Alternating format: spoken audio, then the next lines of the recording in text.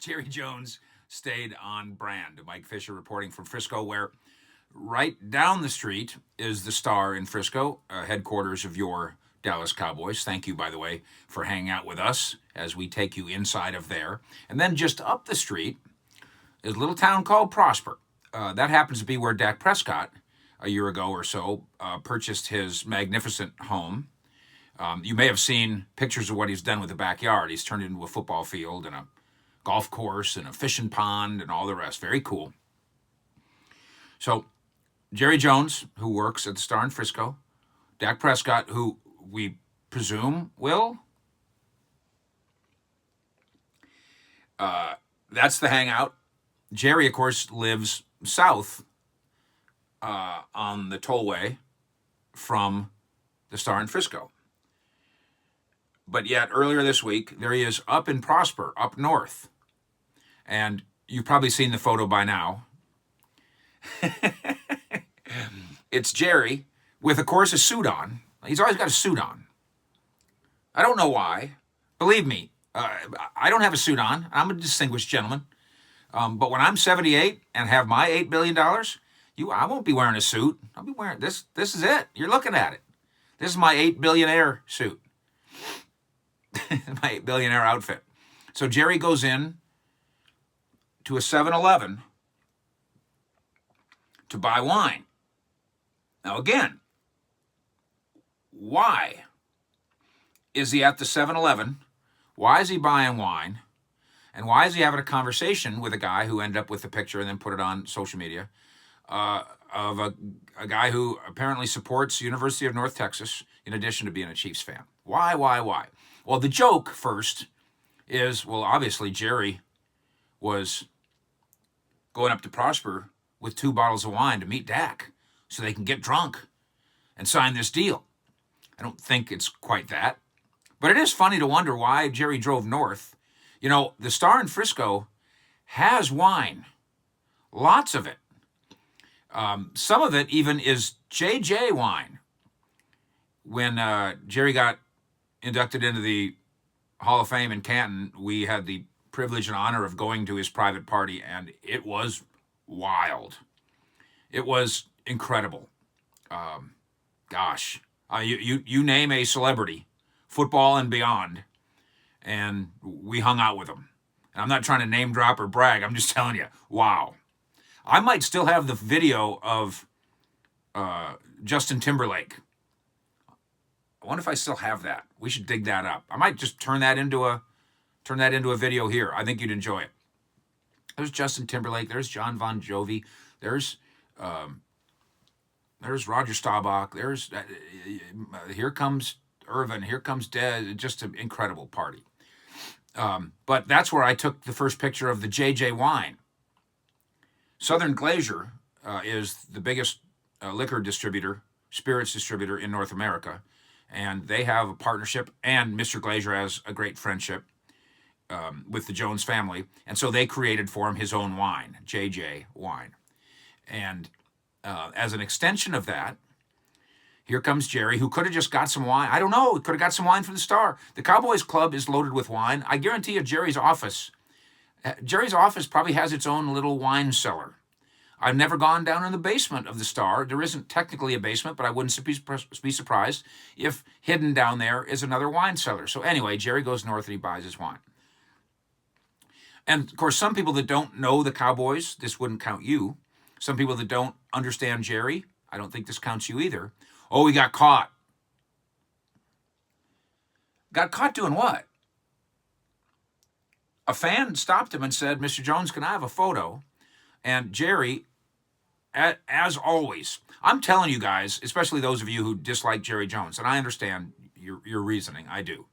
Tom Landry, 25 years without a Super Bowl. I do. You spend 3 minutes with Jerry Jones and you will be turned around. You will be charmed. I promise you. So he's in the 7-Eleven. He's buying his 2 bottles of wine, fistful of wine. He bumps into this guy who's got his UNT jacket, I think, on and his Chiefs hat. And Jerry starts talking about the Chiefs. Hey, I felt sorry for Patrick Mahomes. You know, good luck to your Chiefs. Then he says, go mean green. Then he grabs his 2 bottles of wine, and then he exits the 7-Eleven. Jerry didn't get caught. This organization, and we make a lot of fun of them for this. I do. In fact, more than fun. If you hang out with us and subscribe to our channel, you know this. I try to, in an analytical and critical way, examine whether or not this organization puts marketing so at the forefront that it gets in the way of the football. Tony Casillas said it the other day. We've talked about that here. I've done the hashtag 53 brands thing, because here's how it gets in the way of football. It's not that Charlotte can't go be in charge of marketing. That's fine. Every sports franchise has that, but not every sports franchise has the owner in charge of marketing or the general manager in charge of marketing. And then the trickle down, I've argued, is 53 brands, hashtag 53 brands. If I'm a player and I'm looking around, I'm going, man, oh man, everything here has a label on it. Everything has a brand name on it. Everything is for sale. Everything has a logo. Why don't I get to have a logo? And players don't do this consciously. They're not saying, hey, I think I'll lift fewer weights today and watch less film because I'm going to go have a meeting with Tostitos or Sunglass Hut or Southern Glacier.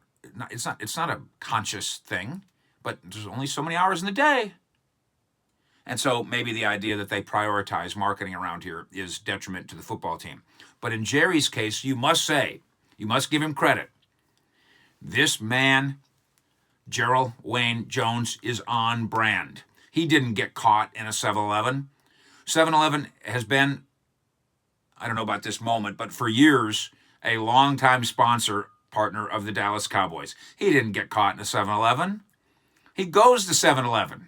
Now, I didn't know he would pump his own gas, buy his own wine. I'm surprised Roosevelt didn't go in there and handle that business. He didn't accidentally pick up 2 affordable bottles of wine. That wine, I believe, is Josh, from Josh Cellars. Josh Cellars is affiliated with Southern Glacier. Josh Cellars is a Cowboys wine. In fact, you may have seen me with the bottle of it the other day in my video at my dad's lake house, where the bottle of 1960. That's Josh. And, no, it's not Johnny Walker Blue, which Jerry likes very much. I've got to sip a little bit of it. I don't know the difference. It all seems the same to me. All tastes the same to me. I don't know. But, that's $200 to $400 a bottle or whatever. Josh is $15 a bottle. The 1960 Cowboy wine, I don't know what it was, $18. And I tricked my dad into thinking it was a 61-year-old bottle of wine and cost $61. He doesn't know. Jerry didn't get caught at a gas station. That's the Cowboys gas station. He didn't get caught buying affordable wine. That's the Cowboys wine partner. And how on brand is Jerry on all of this? Now, again, it helps when you have tentacles everywhere, a spider web of business partners, who in Dallas, who in Texas, who in this region, who in this country doesn't have some affiliation one way or the other with Jerry Jones and the Cowboys, even if that's just love-hate. Even his UNT comment is sponsored. The University of North Texas is an official Cowboy sponsorship partner. Boom, boom, boom. 7-Eleven, that's me. Josh Cellars, that's me. UNT, that's even me. No, you don't. I was going to say you don't catch Jerry Jones down with his. Don't catch Jerry Jones with his pants down. Actually, you have a couple times. A story for another day. But when it comes to marketing and branding, buying wine at 7-Eleven and talking UNT, Jerry Jones does not get caught with his pants down. In fact, his pants are probably made by Hanes, which is probably a Cowboy sponsor. Fish out.